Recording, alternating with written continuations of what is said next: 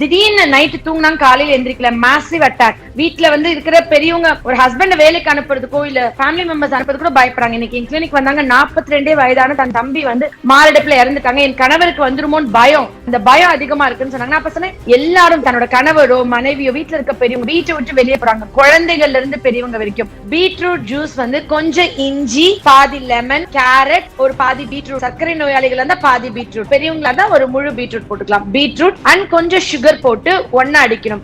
அதுல இஞ்சி, அந்த லெமன் அண்ட் இது எல்லாமே விட்டமின் சி நிறைய இருக்கு, பீட்ரூட்ல விட்டமின் சி நிறைய இருக்கு, அண்ட் கேரட். இதெல்லாமே ஒரு மில்க் ஷேக் மாதிரி, ஜூஸ் மாதிரி இன்னில இருந்து இன்னும் ஒரு 6 மாதங்களுக்கு.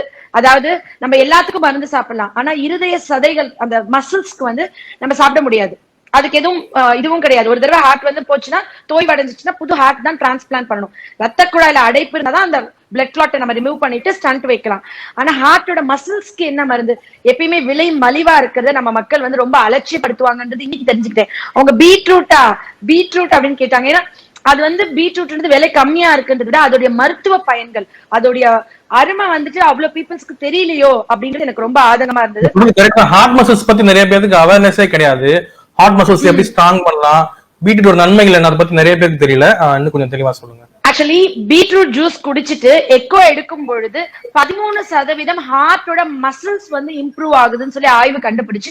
பீட்ரூட்ல நிறைய அதிகமான அளவுக்கு நைட்ரிக் ஆக்சைடு இருக்கு. சோ அது வந்து நம்ம உடம்புல எல்லா ரத்த குழாய்களையும் விரிவடைய செய்து ரொம்ப ஈஸியா வந்து அவங்களுக்கு பிளட் பிரஷர். ஒருத்தவங்க பீட்ரூட் ஜூஸ் குடிச்சாங்கன்னா 6 மணி நேரத்துக்கு ரத்த குழாய்கள் விரிஞ்சே இருக்கும். சோ நீங்க வந்துட்டு அதை வந்து டெய்லி எடுத்துக்கலாம். டெய்லி எடுத்துக்கலாம்னா எவ்வளவு எடுத்துக்கலாம்? டெய்லி 250 ml எடுத்துக்கலாம். டெய்லி 250 ml எடுத்தா நிறைய பேருக்கு பயம் வந்துடும். திடீர்னு யூரின் மோஷன் வந்து ரெட் கலர்லயோ இல்ல லைட் பிங்க் கலர்லயோ போகுதுன்னு. அது பேர் பீட் யூரியான்னு சொல்லுவோம். அதாவது என் உடம்புல எப்படி நம்ம டெஸ்ட் பண்ணிக்கலாம்? என் உடம்புல நைட்ரிக் ஆக்சைடு நிறைய இருந்தா எனக்கு கொரோனானால மாரடைப்பு வராது, கொரோனானால உயிரிழப்பு வராது. இப்ப நேத்து ஒரு ஆர்டிக்கல்ல தான் வந்துட்டு கம்ப்ளீட் அந்த நைட்ரிக் ஆக்சைடு ஃபியூம்ஸ் சுவாசிக்க வைக்கிறாங்க. அந்த ஃபியூம்ஸை சுவாசிக்க வச்சு அப்ப வந்து நம்ம நேச்சர்ல உணவுல நம்ம எடுத்துட்டு கடலையோ பீட்ரூட்டோ எடுத்துக்கிட்டோம்னா டெய்லி காலையில எழுந்துச்சுன்னே வெறும் வயிற்றுல கேரட் பீட்ரூட் ஜூஸ் அதுல வந்து கொஞ்சம் லெமன் அண்ட் கொத்தமல்லி போட்டு எடுக்கிறோம்னா, நான் வந்து எனக்கு 6 மணி நேரத்துக்கு பிபி ஷூட் அப் ஆகாது. ஒரு சண்டையோ ஒரு பிரச்சனையோ ஒரு எமோஷனல் சிச்சுவேஷன் போனா எனக்கு ஆகாது. ஃபர்ஸ்ட் நான் பயப்பட வேணாம். கொலஸ்ட்ரால் கம்மி ஆகும். லோ பிபி இருக்கவங்க தான் பீட்ரூட் ஜூஸ் குடிக்கும்போது கொஞ்சம் ஜாக்கிரதையா குடிக்கணும். நீங்க வந்து டைரக்டா பீட்ரூட் ஜூஸ் குடிக்காம ஆப்பிள் பீட்ரூட் ஏபிசியா நீங்க மிக்ஸ் பண்ணி குடிச்சுக்கலாம். அதுவும் வந்து பாதி பீட்ரூட் தான் ஒரு நாளைக்கு எடுத்துக்கணும். நீங்க டிராவா 250 ml எடுக்க முடியாது. நிறைய பேர் சொல்லுவாங்க, வாய் ஸ்மெல் இருக்கு மேம், ஏதாவது மருந்து கொடுங்க, வாய் ஸ்மெல் இருக்கு, நான் என்ன பண்ணணும், எப்படி என் வாய் ஸ்மெல் சரி பண்ணணும், வெளியே பப்ளிக்ல பேச பயமா இருக்கு, இதை பேச பயமா இருக்கு. வயிற்றுல இருக்கிற ஆசிட் லெவல் வயிறு புண்ணு இருந்தா வாய் ஸ்மெல் வரும்.